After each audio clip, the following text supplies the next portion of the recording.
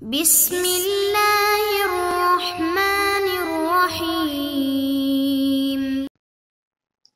أعوذ بالله من الشيطان الرجيم. بسم الله الرحمن الرحيم. الحمد لله رب العالمين حمدا كثيرا كما هو أهله، وصلى الله على محمد وأهل بيته الطيبين الطاهرين. أما بعد، أعوذ بالله من الشيطان الرجيم. بسم الله الرحمن الرحيم. معزز طلاب گرامی، سامعین کرام، ناظرین کرام، السلام علیکم ورحمۃ اللہ وبرکاتہ۔ کتاب شرح باب ہادی عشر کا سبق نمبر 7 آپ کی خدمت میں حاضر ہے۔ یہاں پہ ہم جس ٹاپک پہ گفتگو کر رہے ہیں وہ وہی سابقہ درس کے ساتھ ملحق اصول دین میں تقلید جائز نہیں۔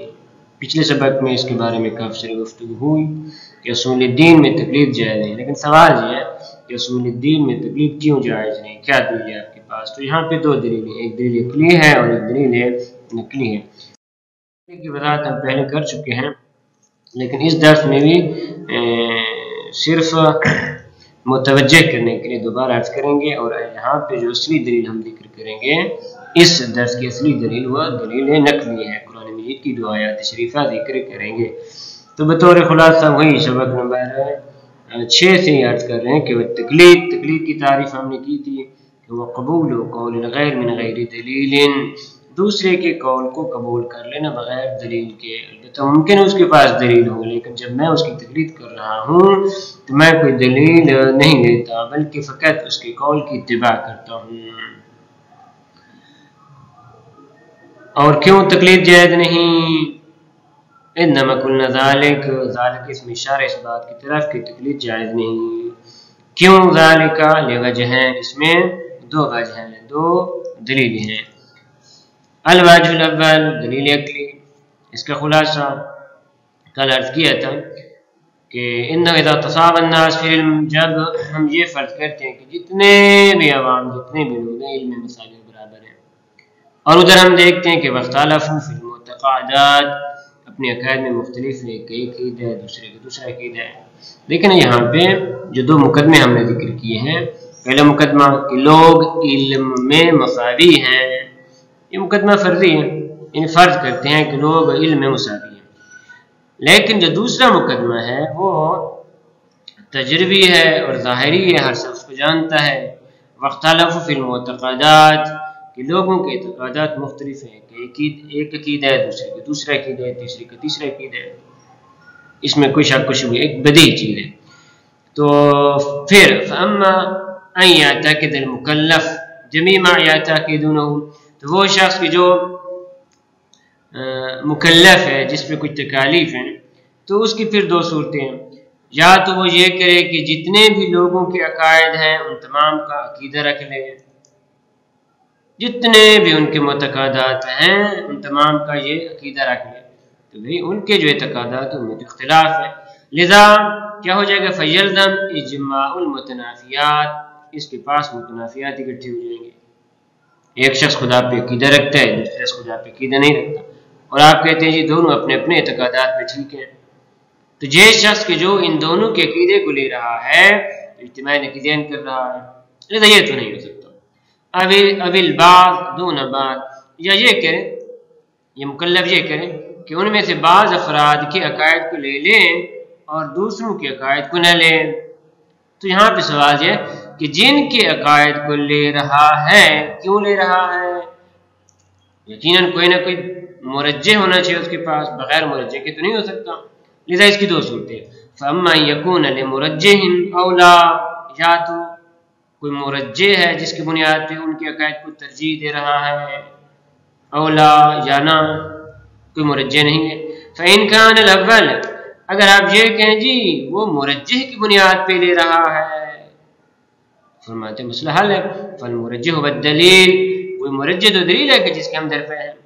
وإن كان الثانی، اور اگر نہ ایسا نہیں ہے، اس کے پاس کوئی مرجح نہیں ہے، تو فیلزم ترجیح بلا مرجح، یہاں پہ ترجیح بلا مرجح لازم آ رہا ہے۔ آپ ایک چیز کو ترجیح دے رہے ہیں اور آپ کے پاس مرجح بھی موجود نہیں، تو عقل کہتے ہیں وہ محال، عقل اس کو قبول نہیں کرتا۔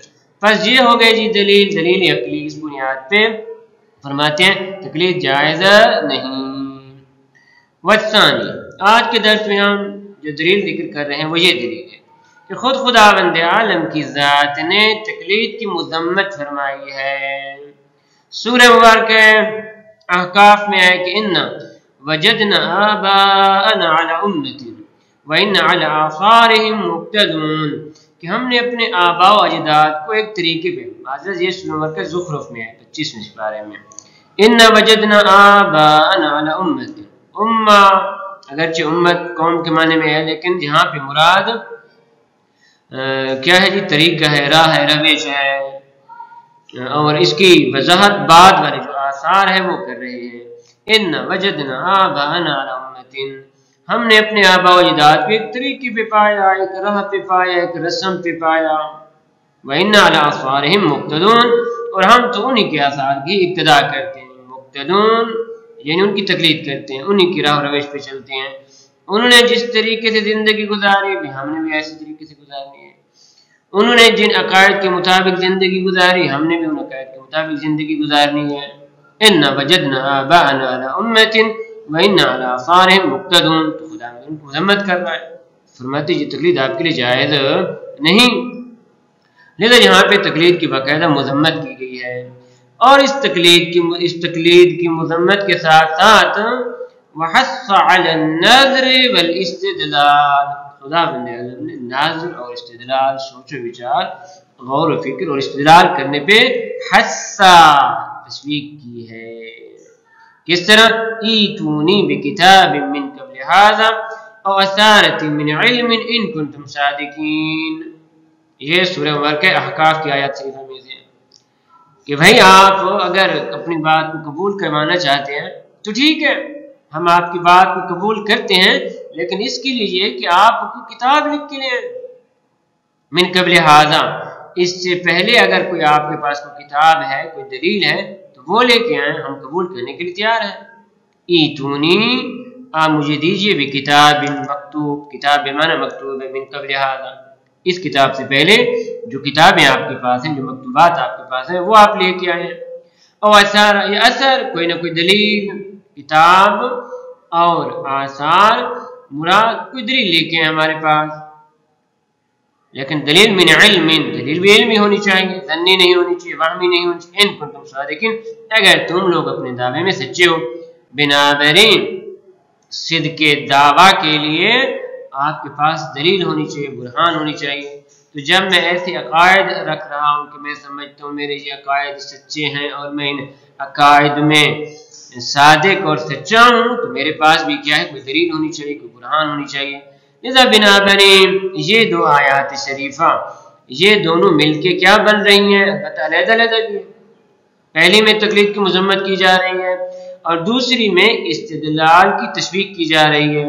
بنابراین اصول الدین میں تقلید جائز نہیں ہے، البتہ انشاءاللہ آگے بیان کریں گے کہ بعض ایسے افراد کہ جو بیچارے اپنے عقل کا صحیح طریقے سے استعمال نہیں کر سکتے، تو اگر ان کو کسی کے قول کو اگر وہ فالو کر رہے ہیں اس یقین کے ساتھ کہ یہ آدمی بالکل سچا ہے، صحیح ہے، جو بھی کہہ رہے دلیل و برہان کے بغیر نہیں کہتا، تو بعض علماء کرام فرماتے ہیں کہ اس صورت میں آپ تقلید کر سکتے ہیں، البتہ یہ بات انشاءاللہ بعد میں بیان کی جائے گی۔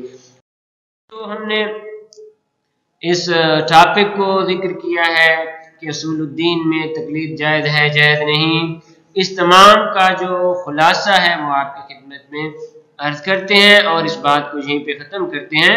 اس کے بعد جناب مصنف کا عبارت ذکر کریں گے اگلے درس میں انشاءاللہ۔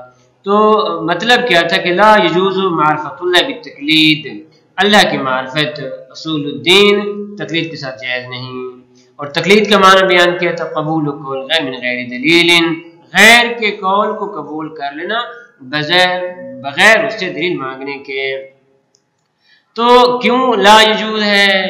تو اس کی دلیل، پہلی دلیل عقلی، فرماتے ہیں اذا تساوى الناس في العلم واختلفوا في المعتقدات، اگر فرض کریں کہ لوگ علم میں مساوی برابر ہیں اور اپنے اپنے عقائد میں مختلف ہیں، تو المکلف ہونا، تو یہاں پہ مکلف جو ذمہ داری سنبھال رہا ہے، جو سسٹم میں آنا چاہ رہا ہے، تو پھر اس کی دو صورتیں ہیں، اما ان یعتقد بالجمیع، یا تمام عقائد پہ کیا ہے وہ اعتقاد رکھ لے.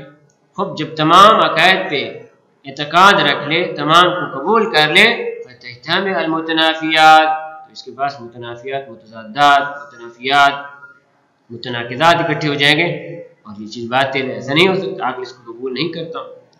یا یہ کہ وہ جو مکلف ہے یعتقد بالبعض، بعض کی بات قبول کرے، بعض کی بات قبول نہ کرے. تو اگر بعض کی بات کو قبول کر رہا ہے بمرجحن وہ دلیل، اگر ترجیح کے ساتھ، کسی مرجح کے ساتھ، یہی تو دلیل ہے، اور ہم بھی یہی چیز چاہتے ہیں. وہذا المطلوب، اور یہ ہمارا مطلوب ہے، ہم بھی اسی دل پہ ہیں کہ بھئی دلیل ہونی چاہیے، تقلید جائز نہیں. اگر آپ یہ کہتے ہیں جی نا یعتقد بالبعض لیکن بلا مرجحین، غیر کسی ترجیح کے، تو اسے عقل کہتے ہیں کہ یلزم الترجیح بلا مرجح، ترجیح بلا مرجح فرماتے ہیں ہاں محال جائز نہیں. یہ ہوگی پہلی عقلی دلیل. دوسری دلیل انہ تعالی، خداوند عالم نے قرآن مجید میں ضم التقلید وحث علی الناظر، تقلید کی مذمت فرمائی ہے اور نظر و استدلال کی تشویق کی ہے، مدح کی ہے. کس طرح؟ فرماتے ہیں وَكَذَلِكَ مَا أَرْسَلْنَا مِن قَبْلِكَ فِي قَرْيَةٍ مِّن نَّظِيرٍ إِلَّا قَالَ مُتْرَفُوهَا، اس سے پہلے بھی ہم نے بہت سارے نذیر، ڈرانے والے بھیجے قریے میں، بستیوں میں، علاقوں میں، لیکن کیا ہوا جب ہمارے رسول ان کے پاس جاتے تھے تو قَالَ مُتْرَفُوهَا، بڑے بڑے لوگ، جو مزے لینے والے لوگ، اس میں علیحدہ گفتگو ہے، تفسیری گفتگو ہے. خلاصہ ہم اپنے اس کو ذکر کرتے ہیں محل شاہد کو، اِنَّا وَجَدْنَا آبَانَا عَلَىٰ أُمَّةٍ وَإِنَّا عَلَىٰ آثَارِهِم مُقْتَدُونَ، کہ بھائی ہم نے اپنے آباء و اجداد کو ایک راہ پہ پایا، ایک روش پہ پایا، وَإِنَّا عَلَىٰ آثَارِهِم مُقْتَدُونَ، اور ہم تو انہی کی روش پہ چلیں گے، انہی کی تقلید کریں گے. خداوند عالم نے کیا ہے مذمت کی ہے مقلدین کی، کہ یہ جو مقلدین ہیں یہ ہمارے رسولوں کے خلاف کھڑے ہو گئے تھے. بس مقلدین کی مذمت ہے، تقلید کی مذمت ہے عقائد میں. حث علی الناظر، وہ کس طرح؟ ایتونی بکتاب من قبل هذا وصارت من علم صادقین، لے آئیے، ایتے یا ایتو، میرے پاس لے آئیے، بکتاب من قبل هذا، اس کتاب سے پہلے اگر آپ کے پاس کوئی کتاب آئی ہے، کوئی مکتوب آیا ہے، کوئی نوشتہ آیا ہے، اور آسان ہے اگر آپ کے پاس کوئی دلیل ہے، کوئی اثر ہے، من علم، علمی چیز ہے، وہ لے آئیے ان کنتم صادقین، اگر تم اپنے دعوے میں سچے ہو تو ہم آپ کی بات کو قبول کرنے کے لیے تیار ہیں. جہاں تک تقلید کے حوالے سے کہ اصول الدین میں تقلید جائز نہیں، یہ بات ختم ہو چکی. انشاءاللہ کل سے نیا درس شروع کریں گے. وصلی اللہ علی محمد اہل بیت الطیبین الطاہرین.